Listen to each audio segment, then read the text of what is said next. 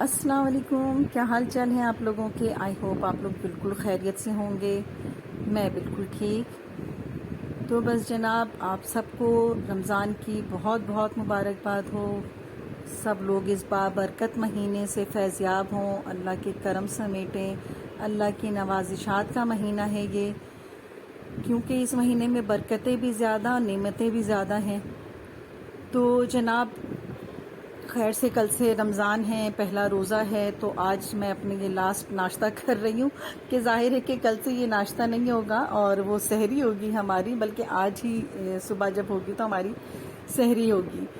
तो बस ये आज का मैंने नाश्ता भी कर लिया, चाय भी पी ली और फिर घर के काम काज हैं और रोज़े की वजह से मुझे काफ़ी चीज़ें समेटनी थी आज।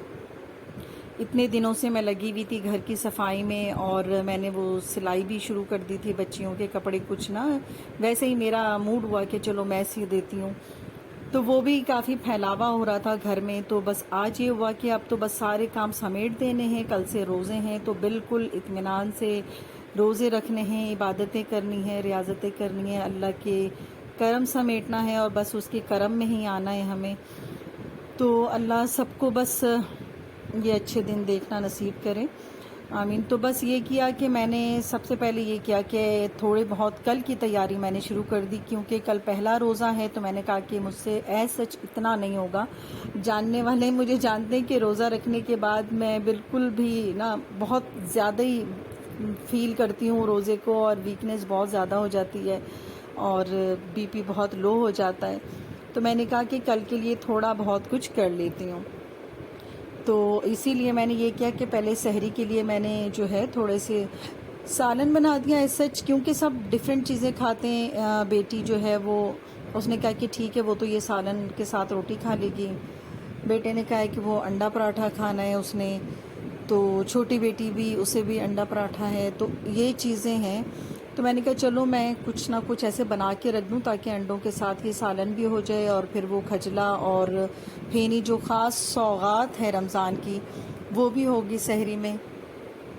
तो इसके लिए यही किया कि सबसे पहले जो है ना, मैंने सहरी के लिए ये सालन बनाकर रख दिया है, क्योंकि काम इतने हैं कि सिमट कर नहीं दे रहे। मैं तो बहुत ही ज़्यादा हलकान हो चुकी हूँ काम करके, सफाइयाँ कर कर के। तो होता क्या है कि जब एक फ्लोर में जाती हूँ काम करने तो दूसरा फ्लोर फैल चुका होता है, फिर उधर के काम होता है तो थर्ड वाला फैल चुका होता है। तो बस जनाब, इन्हीं चक्करों में लगी हुई हूँ और मैं चाह रही थी कि रमज़ानों से पहले जो है वो शॉपिंग भी हो जाए, ताकि रोज़ों में ना निकलना हो। जैसे कि बताया कि मैं इतना निकल नहीं पाती हूँ ना।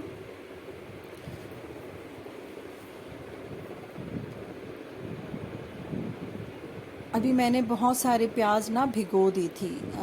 भिगोने से क्या होता है कि ना उसके छिलके बहुत जल्दी उतर जाते हैं, वरना वो आँखों में भी बहुत लगते हैं और उतरते भी नहीं हैं। तो मैं यही कर देती हूँ ना कि पहले मैंने प्याज भी भिगो दिए, ताकि ना प्याज इकट्ठे ही काट के छील के रख दूँ और बार बार ना छीलना पड़े मुझे।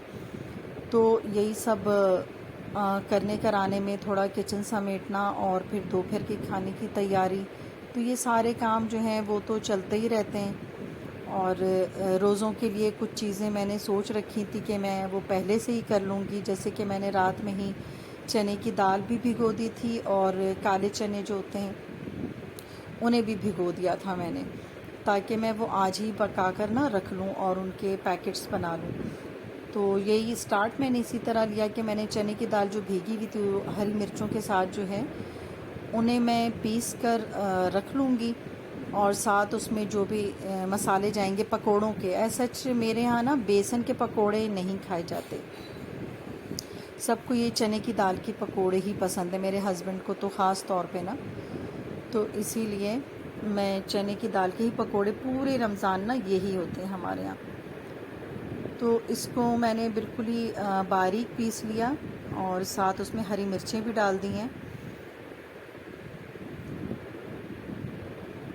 तो एक चीज़ तो रेडी हो गई है मेरी कि ये आलू का सालन जो है ये मेरा तैयार हो चुका है। तो मैं इसे एक साइड पे कर लेती हूँ। पहले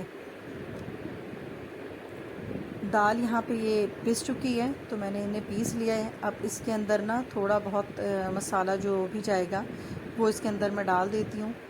सबसे पहले तो इसमें मैंने ये कलौंजी डाली है, और वही मसाले जो होते हैं घर के, कि नमक जाएगी, हल्दी थोड़ी मकदार में, हल्दी तो मैं बहुत ज़्यादा नहीं यूज़ करती हूँ।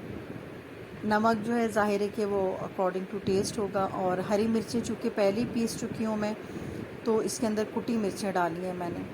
अच्छा, हरी मिर्चें पीसी यूँ है कि जब वो हरी मिर्चें कट करके डालती हूँ ना, तो वो अगर मुंह में आ जाए तो बहुत ज़्यादा ना तेज़ लगते हैं मुंह में, तो इसलिए ना मैंने वो पहले ही पीस दिया है। और थोड़ी लहसुन अदरक और थोड़ी सी ना इसमें प्याज डाल दी है।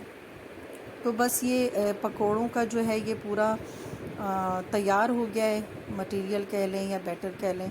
तो अब इन्हें जो है मिक्स करके मैं इन्हें रख दूँगी, और रोज़ाना के हिसाब से जो है थोड़ा बहुत जितना भी मुझे फ्राई करना होगा इन्हें निकाल के बस फ्राई कर लिया करूँगी। तो ऐसे ये 30 दिनों का तो नहीं है, लेकिन फिर भी जो है 1 हफ़्ते मेरे आराम से इसमें निकल जाएंगे। अच्छा जी, अब मैं यहाँ पे काले छोले तैयार कर रही हूँ। तो इसके लिए पहले मैंने प्याज थोड़े से कच्चा पक्का फ्राई कर लिया, और इसमें चने जो रात से भिगो के रखे हुए थे उनको डाल दिया है। तो बस अब इसमें भी एज सच ज़्यादा कुछ नहीं, वही इंग्रेडिएंट जो किचन के जो मसाले जात होते हैं सिर्फ वही डालना है इसके अंदर मुझे अब।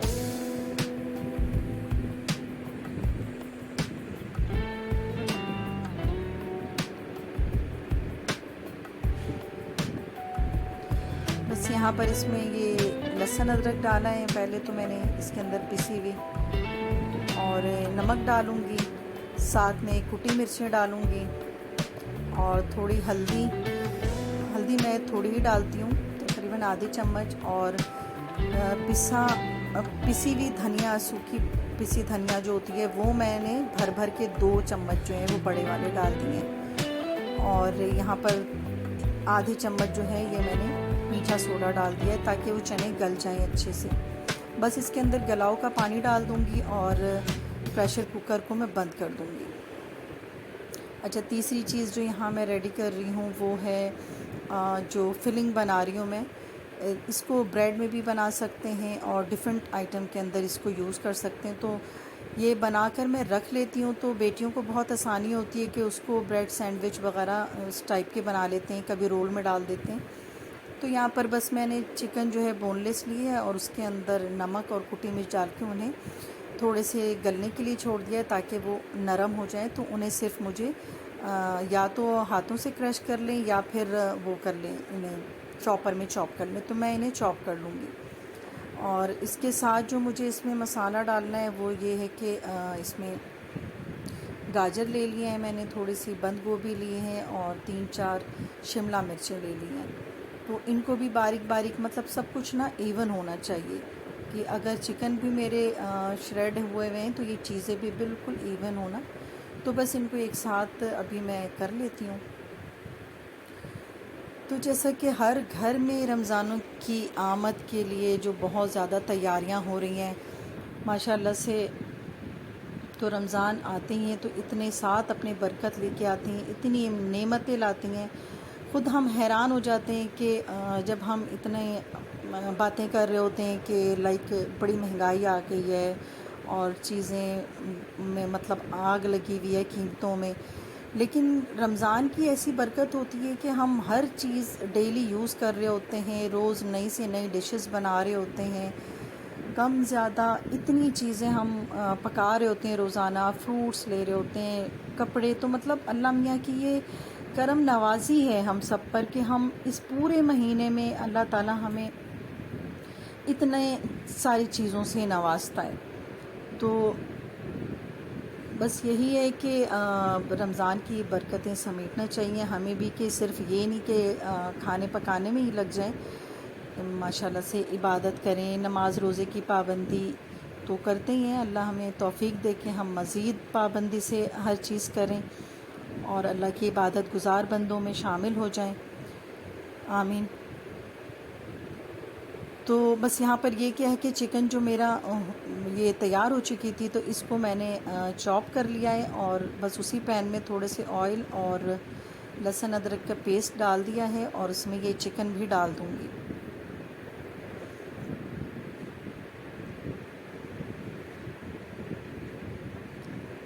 कभी कभार ऐसा होता है कि कुछ चिकन रह भी जाती हैं तो कोई प्रॉब्लम नहीं है, उन्हें हाथ से कर लिया है, तो ऐसा हो जाता है कभी। बस यहाँ पर चिकन में जो है अब थोड़ी सी नमक, कुटी मिर्च ये डाल दूँगी और थोड़ी सी काली मिर्च भी डालूँगी। और ये जो हमने गाजर, बंद गोभी और शिमला मिर्च इन सबको बारीक बारीक जो है वो काट के रखा हुआ था, इनको इसमें डाल के थोड़ी देर, मतलब सब्ज़ियाँ बहुत ज़्यादा नरम भी ना हो कि वो सालन जैसी लुक दें, और बहुत ज़्यादा हार्ड भी ना हो कि आपके ब्रेड के अंदर आके वो मतलब अजीब से हो ना कि दांतों में आ रही हो। तो बस इसी तरह थोड़ा सा इसको भी नरम कर लेंगे, और इसे भी ठंडा होने के बाद जो है इसके अंदर मैं मायोनीज़ डाल दूँगी। तो बस ये तैयार हो जाएगा, लेकिन इसको एक साइड पे बस ठंडा करना है।